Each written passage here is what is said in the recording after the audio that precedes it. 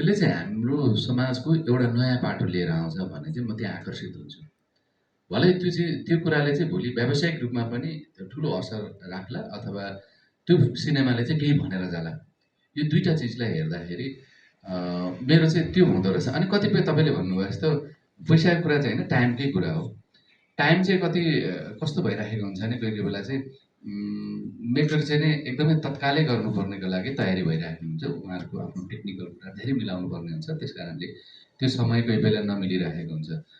अनि मसँग प्रायः काम गर्ने धेरै जस्तो फर्स्ट भनौँ डेब्यू मेकरहरू पनि यसरी आउनुहुन्छ कि उहाँहरूलाई पनि थाहा छ धेरै अगाडिदेखि उहाँहरूले चाहिँ स्टोरी अथवा आइडिया पिच गर्दै गर्दै गर्दै काम गर्नुहुन्छ। उहाँहरूले 1.5-2 वर्ष पछाडि प्लानिङ गर्ने हिसाबले नै आइरहनु भएको छ।